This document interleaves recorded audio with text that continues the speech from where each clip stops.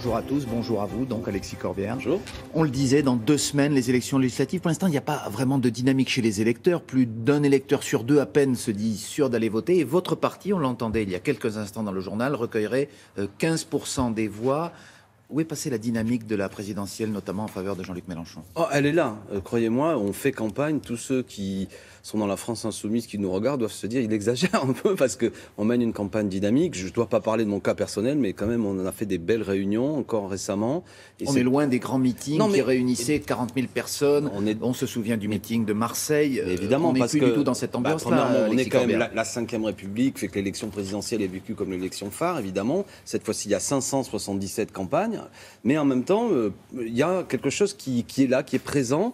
On voit bien qu'il y a un nouveau gouvernement qui s'est mis en place. Et moi, je trouve que ça crée une réaction chez beaucoup de gens, notamment l'annonce d'un Premier ministre de droite, de Monsieur le maire à Bercy, qui fait qu'il y a une couleur politique assez nette et des orientations assez nettes chez beaucoup de gens qui leur donnent envie de se mobiliser. Du moins, c'est ce que nous leur disons. On peut faire en sorte qu'il y ait une autre politique qui sorte de ces élections législatives. Pour en revenir néanmoins au sondage qui était indiqué dans notre journal, est-ce que vous avez l'impression que les Français ne considèrent pas que les jeux sont un peu faits et qu'il y a quand même assez peu de chances que votre parti, notamment, puisse obtenir une majorité absolue dans 2 semaines ? Mais moi, je crois tout l'inverse, et c'est du moins ce que je leur dis à travers comment le rendez-vous. Sans alliés En leur disant précisément comment ça, sans alliés. Nous sommes aujourd'hui un grand mouvement dans lequel se retrouvent beaucoup de forces politiques. Vous savez, nous soutenons des députés communistes sortants qui ont soutenu Jean-Luc Mélenchon, des députés qui avaient été élus Europe Écologie Les Verts. Oui, mais ça, c'est une affaire. Ils ont souhaité faire une campagne autonome, dont acte. Mais je parle du grand mouvement qu'est la France insoumise. Nous sommes extrêmement dynamiques. Mais je dis aux Français, c'est ça le plus important, l'affaire n'est pas réglée. Et on a eu une élection présidentielle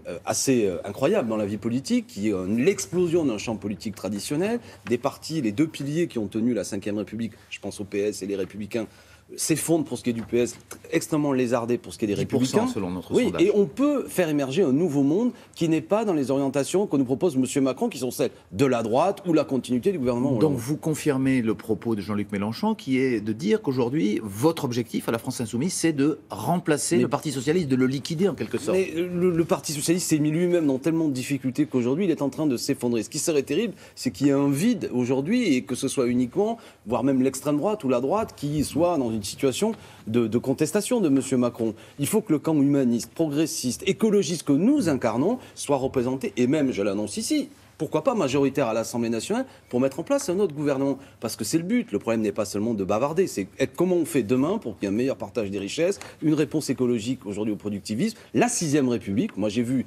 toute la pompe de la monarchie présidentielle par M. Macron utilisée à plein, et je crois qu'il y en a assez de tout ça. C'est l'enjeu de l'élection qui vient. Alors le camp humaniste dont vous parlez, je reprends votre terme, il est un petit peu en contradiction avec certains propos de Jean-Luc Mélenchon qui ne sont pas très humanistes et qui a repris un petit peu ce qu'il appelait le parler cru et dru, notamment lorsqu'il parle de Bernard Cazeneuve. Je vous cite les propos de M. Mélenchon. Il se comporte comme un bedeau, le bedeau du capital et du gouvernement. Pourquoi le dit-il ça ? Parce que M. Cazeneuve lui avait reproché de ne pas choisir entre Marine Le Pen et Emmanuel Macron. Mais il avait même dit pire que ça, il lui met un signe égal entre les deux. Pardon, on a quand même le droit de répondre. Ça en fait un bedeau, vous rangez à ce vocabulaire ? Ce que Jean-Luc appelle le bedeau, c'est qu'il y en a marre des sermons de M. Cazeneuve, responsable de l'extrême droite au second tour, mais qui rend tous les autres responsables. Lui, il a gouverné le pays, on l'a vu à la fin. Alors, il ne serait pas du tout responsable de la progression de l'extrême droite, ce serait tout le monde, et notamment Jean-Luc Mélenchon. C'est un peu fort de café. Donc, au bout d'un moment, ces sermons, ça commence à bien faire. Ces gens-là ne se regardent jamais, ne se remettent jamais en cause, ils ne savent qu'insulter les autres. Permettez qu'on lui envoie quelques mots un peu piquants, ça fait partie du débat politique. Et quand Jean-Luc Mélenchon dit qu'aujourd'hui, le PS, la République En Marche et les Républicains, ce sont 3 variétés du parti unique, l'impression que ça rappelle un peu l'UMPS de Marine Le Pen. C'est la vérité. Il y a 3 variances, trois variances de Macron. Vous savez, 3 nuances pour reprendre le titre. Voilà. Selon que vous votez, les Républicains, ils vous disent qu'il faut voter pour après faire un gouvernement avec M. Macron. En Marche pour un gouvernement avec M. Macron. Et le PS, pardon, quelle confusion, selon le candidat pour lequel vous votez, carrément, sur les affiches... Donc vous les mettez tous dans le même sac aujourd'hui. Mais du moins, il y a tous une volonté de dire on va gouverner avec M. Macron, dans le sens de la politique qu'il propose. Admettez que le seul bulletin de vote clair... C'est pas exactement ce qui est dit, notamment par les Républicains. Oui, enfin, qu'est-ce que c'est les Républicains ? C'est un Premier ministre républicain qui dirige ce pays. Avec le parti, justement. Non, mais au-delà des histoires d'appareils sur le fond politique. Ah oui, que les appareils et les chefs à plumes se disent j'aurais préféré que ce soit un tel. Ça c'est autre chose. Mais la logique politique, tout de même, un républicain que je respecte, avec lequel je suis pas d'accord, il peut pas me dire que ce que va faire ce gouvernement soit en contradiction frontale avec ses convictions. Tout de même, Monsieur le maire à Bercy ne va pas mener une politique conforme aux idées de Jean-Luc Mélenchon. Il va mener une politique conforme à ses convictions. On parle d'un autre membre du gouvernement, Richard Ferrand. Ferrand, qui est dans la tourmente depuis quelques jours. Il a redit hier qu'il n'avait rien fait de malhonnête et qu'il n'y a donc, selon lui, aucune raison de démissionner, qu'il n'a donc pas de raison de le faire. Vous êtes du même avis?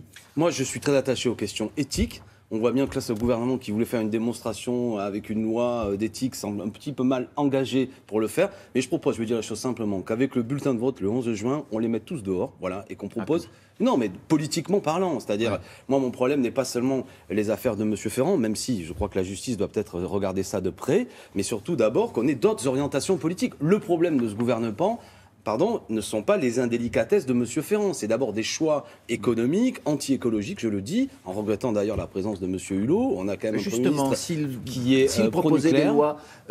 si, on pourrait mettre Paris en bouteille, les locaux de France 2 et plein de choses, d'accord ? Je vous pose la question, est-ce que vous serez dans une opposition systématique si les propositions que va présenter Nicolas Hulot dans les prochains mois, sur la transition énergétique, sur le nucléaire, vont dans le sens que vous souhaitez? Mais M. Wittemer, par définition, si M. Hulot proposait des choses avec lesquelles je suis d'accord, je ne ferais qu'applaudir. Donc seulement l'expérience politique m'amène à penser que tout ça n'est que cosmétique à la veille des élections pour faire croire, mais en vérité, on ne fera pas boire un âne qui n'a pas soif. Monsieur Philippe est pro-nucléaire, tout ce gouvernement est pro-nucléaire. Monsieur Macron n'a pas parlé écologie. Et Monsieur Hulot, je l'ai déjà dit un peu pour rire une première fois, il est dans ce gouvernement comme un ours polaire au Sahara. On se demande ce qu'il fait là, et assez rapidement, il aura on verra s'il est fait, vous donnerez je le crois, franchement. Juste une dernière question, Monsieur Corbière, et malheureusement il nous reste peu de temps. Si La République En Marche, le parti d'Emmanuel Macron, remporte les élections législatives, qu'est-ce qui l'empêchera de faire les ordonnances sur la loi travail comme les Français l'auront décidé par leur vote? Moi, je trouverais ça quand même assez inacceptable qu'après que ce pays se soit levé contre la loi El Khomri, ce soit de manière autoritaire, en faisant abdiquer en quelque sorte la responsabilité des parlementaires, qu'une telle loi si importante, qui nous concerne tous les gens qui sont sur ce plateau, vous-même, les conditions de travail, ça ne peut pas être fait par brutalité. Donc nous nous lèverons. Si je suis parlementaire, je combattrai contre ça. Si les Français tranchent par leur vote, mais ce n'est pas ça qu'ils ont tranché, ce n'est pas vrai. C'est un abus, c'est la manière de tordre le bras aux Français. Personne ne veut qu'on donne la responsabilité à un seul homme sans que la représentation parlementaire ait la possibilité de remettre en cause le Code du travail, dont chaque page a été écrite par des luttes et des votes. Faut arrêter d'expliquer que le responsable du chômage, ce serait le Code du travail. C'est tout l'inverse. La protection que représente le Code du travail, c'est un haut degré de civilisation. Donc les amis, votez pour empêcher cette offensive. Et quoi qu'il en soit, avec Jean-Luc Mélenchon et tous les parlementaires de la France Insoumise, il y aura des voix fortes pour dire non à cela. Et s'ils le font, moi je serai du côté des organisations syndicales qui, je l'espère, sauront se faire entendre avec tout ce qu'elles peuvent faire en démocratie. Et bien, en attendant, on vous a entendu, vous, ce matin. Merci beaucoup Alexis Corbière. Et c'est à vous Thierry. Très bonne journée. Merci beaucoup, bonne journée.